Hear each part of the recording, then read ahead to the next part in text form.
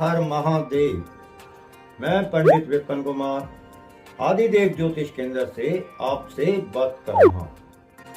आज मैं आपको दीपावली की कथा सुनाऊंगा, जिसको सुनने से आप पर माँ लक्ष्मी की कृपा बनी रहेगी। एक दिन शौनक आदि ऋषियों ने सनत कुमार से पूछा, हे भगवान, दीपावली के अवसर पर श्री लक्ष्मी जी के साथ साथ अन्य देवी देवताओं का पूजन क्यों किया जाता है, जबकि दीपावली का पर्व विशेषता लक्ष्मी पूजन का है। ऋषियों की इस शंका को सुनकर सनत कुमार जी कहने लगे, हे ऋषियों, समय पाकर जब दैत्यराज बलि ने अपने भुजबल से अनेकों देवताओं को बंदी बना लिया, तो कार्तिक अमावस के दिन स्वयं भगवान विष्णु ने वामन रूप धारण कर समस्त बंदी बनाए गए देवताओं को कारागार से मुक्त करवा दिया। कारागार से मुक्ति पाकर सभी प्रमुख देवताओं ने क्षीर सागर में लक्ष्मी सहित विश्राम किया। इसी कारण दीपावली के दिन लक्ष्मी पूजन के साथ साथ सभी देवताओं की पूजन तथा शयन की व्यवस्था करनी चाहिए। ऐसा करने से लक्ष्मी स्वयं देवताओं के साथ ही विश्राम करेगी। लक्ष्मी जी तथा देवताओं के शयन के लिए शैया बिछानी चाहिए, जिसको कि किसी भी प्राणी ने प्रयोग न किया हो। उस पर सुंदर नवीन वस्त्र व चादर बिछाकर तकिया तथा रजाई आदि लगा दें, तत्पश्चात सुगंधित कमल पुष्प की भी शैया पर बिछावें, क्योंकि लक्ष्मी जी का निवास प्रायः कमल में रहता है। हे ऋषियों, इस प्रकार विधि पूर्वक श्रद्धा युक्त हो देवताओं व भगवती लक्ष्मी के पूजन से वो स्थायी निवास करती है। उसके भोग के लिए खोए के लड्डू बनाने चाहिए। ऋषियों ने पुनः प्रश्न किया, राजा बलि ने लक्ष्मी अथवा देवताओं को अपने वश में कर लिया, तो फिर लक्ष्मी जी ने उनका त्याग क्यों किया? सनत कुमार जी ने उत्तर दिया, हे ऋषियों, एक बार जब देवराज इंद्र से भयभीत होकर राजा बलि कहीं जा छिपे, तो इंद्र ने उन्हें ढूंढने का प्रयत्न किया। तब इंद्र ने देखा कि बलि एक खाली घर में गधे का रूप बनाकर समय व्यतीत कर रहे हैं। इंद्र के वहां पहुंचने पर बलि से उनकी बातचीत होने लगी। बलि को तत्व ज्ञान का उपदेश देते हुए काल की महत्ता समझाई।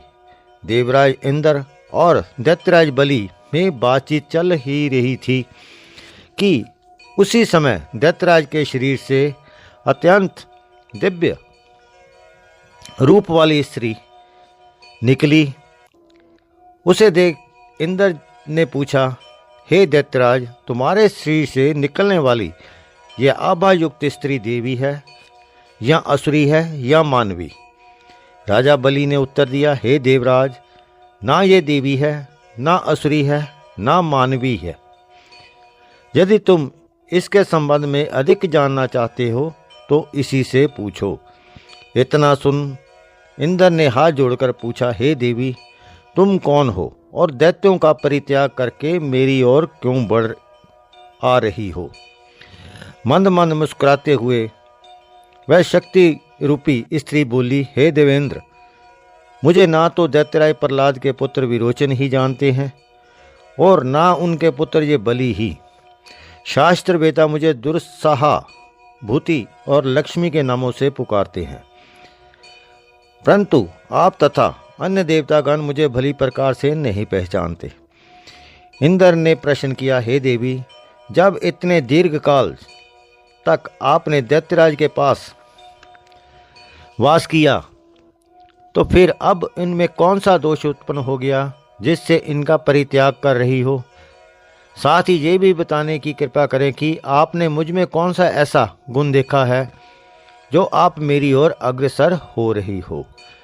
लक्ष्मी जी ने उत्तर दिया, हे आर्य, मैं जिस स्थान पर निवास कर रही हूँ वहाँ से मुझे धाता विधाता कोई भी नहीं हटा सकता, क्योंकि मैं सदैव समय के प्रभाव से ही एक को त्याग कर दूसरे के पास जाती रही हूँ। इसीलिए मेरा तुमसे कहना है कि तुम बलि का अनादर न करते हुए आदर की दृष्टि से इसका सम्मान करो। इंद्र ने पूछा, हे देवी, कृपा कर ये बतलाइए, अब आप असुरों के पास क्यों नहीं रहना चाहती? लक्ष्मी जी बोली, मैं उस स्थान पर रहती हूँ यहाँ सत्य, दान, व्रत, तप, पराक्रम और धर्म रहते हैं। इस समय असुर इससे विमुख हो गए हैं। पूर्व काल में ये सत्यवादी, जितेंद्रिय और ब्राह्मणों के हितैषी थे, परंतु अब ये ब्राह्मणों से द्वेष करने लगे हैं, झूठे हाथों से घृत छूते हैं और अभक्ष्य भोजन करते हैं। साथ ही धर्म की मर्यादा तोड़कर विभिन्न प्रकार के मनमाने आचरण करते हैं। पहले ये उपवास एवं तप करते थे, प्रतिदिन प्रातःकाल सूर्योदय से पहले जागते थे और यथा समय सोते थे, परंतु अब ये देर से जागते हैं तथा आधी रात के बाद सोते हैं। पूर्व काल में ये दिन में शयन नहीं करते थे, दीन दुखियों, अनाथ, वृद्ध, रोगी तथा शक्तिहीनों को नहीं सताते थे और उनकी अन्न आदि से हर प्रकार से सहायता करते थे। पहले ये गुरुजनों के आज्ञाकारी तथा सब काम समय पर किया करते थे। उत्तम भोजन बनाकर केवल अकेले ही नहीं बल्कि दूसरों को खिलाकर बाद में स्वयं खाते थे। प्राणी मात्र को समान समझते हुए सरलता, चतुरता, सहृदय, उत्साह, सत्य, क्षमा, दया, दान, तप एवं वाणी में सरलता आदि सभी गुण विद्यमान थे। मित्रों से प्रेम पूर्वक व्यवहार करते थे, परंतु अब इनमें क्रोध की मात्रा अधिक बढ़ गई है। साथ ही आलस्य, निंद्रा, अप्रसन्नता, असंतोष, कामुकता तथा विवेकहीनता आदि गुणों की एकता बढ़ गई है। अब इनकी सब बातें नियम के विरुद्ध होने लगी हैं। बड़े बूढ़े का सम्मान व आज्ञा पालन न कर उनका अनादर करते हैं। गुरुजन के आने पर आसन छोड़कर खड़े नहीं होते। संतान का शास्त्रोक्त विधि से पालन पोषण नहीं करते। इन सभी कारणों से शरीर एवं चेहरे की क्रांति क्षीण हो रही है। पर स्त्री गमन और पर स्त्री हरण, जुआ, शराब, चोरी आदि दुर्गुण अधिक आ जाने के कारण इनकी धार्मिक आस्था कम हो गई है। अतः हे देवराज इंद्र, मैंने निश्चय किया है अब इनके घर में वास नहीं करूंगी। इसी कारण दैत्यों का परित्याग करके मैं तुम्हारी ओर आ रही हूँ। इसलिए प्रसन्नता पूर्वक मुझे अंगीकार करो। यहाँ पर मेरा वास होगा, वहाँ पर आशा, धृता, घृति, शांति, जया, क्षमा, विदित, संगीत 8 देवियाँ भी निवास करेंगी। अब समस्त देवताओं के अंदर धार्मिक भावना अधिक बढ़ गई है, इसलिए अब मैं तुम्हारे यहाँ ही निवास करूंगी। यह सुनकर इंद्र ने शक्ति रूप लक्ष्मी का हार्दिक स्वागत किया और उसी समय अन्य देवगण भी उनके दर्शनार्थ आकर उपस्थित हुए और विधि प्रकार से स्तुति करने लगे तथा बाजे गाजे के साथ उन्हें स्वर्ग ले गए। सनत कुमार जी ने कहते हैं कि ऋषियों, बस उसी समय से संसार तथा सुख शांति की भावना देवी भगवती की कृपा से जागृत हो गई। आशा करता हूँ आपको मेरा वीडियो पसंद आया होगा। यदि आपको मेरा वीडियो पसंद आया लाइक और शेयर करें, मेरे चैनल को सब्सक्राइब करें। हर हर